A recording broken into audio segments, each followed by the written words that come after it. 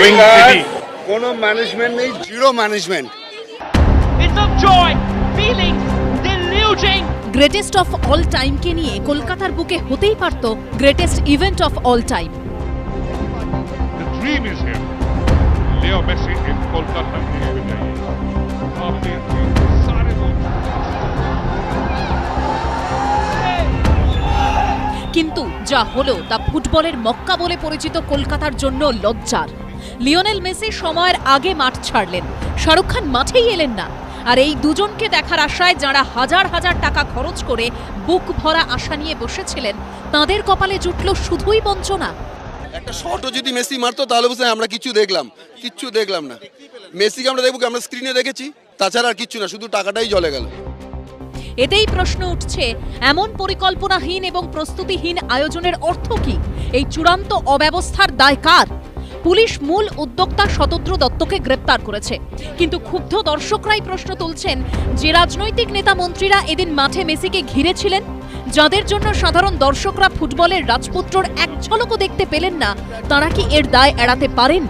অরূপ বিশ্বাসকে দেখে মনে হচ্ছে তার বাড়িতে পার্সোনাল গেস্ট এসছে, এরম ভাবে জড়িয়ে ধরে ছবিটা তুলুন, ছবিটা, এটা কি হচ্ছে? উনি ফ্রিতে এসছে, আমরা টাকা দিয়ে এসছি, এটা ইয়ার কি নয়, এইভাবে হতে পারে না। সম্পূর্ণ রকম ভাবে মিস ম্যানেজমেন্ট।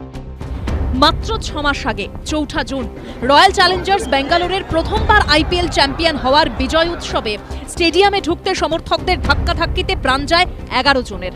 খেলাধুলো নিয়ে মানুষের আবেগ, লিওনেল মেসির মতো তারকা এলে তাঁকে নিয়ে উচ্ছ্বাস ঠিক কোন পর্যায়ে থাকতে পারে, সেটা আগে থেকে আঁচ করে কি প্রশাসনের আরও সক্রিয় হওয়া উচিত ছিল না? প্রশ্ন তুলছেন অনেকেই। একমাত্র মন্ত্রী এবং রাজনীতিবিদ, তাদের আত্মীয় পরিজন এবং চলচ্চিত্র শিল্পী এবং অভিনয় জগতের লোক বা বড় বড় নামি দামি লোকের, তারা যদি থাকতো তাও হতো, তবু তাদের আত্মীয় স্বজন নিয়ে সেলফি তোলা, ছবি তোলা, ঘিরে নিয়ে এমন অবস্থার সিচুয়েশন।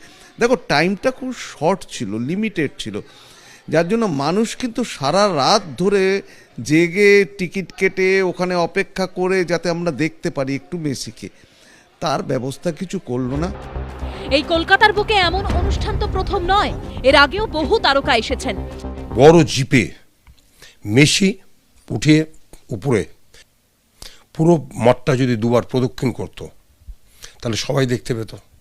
তখন তাকে কোনো একটা উঁচু জায়গায় একটা মাঝখানে ডায়াস করে তাদেরকে দেখানো উচিত ছিল।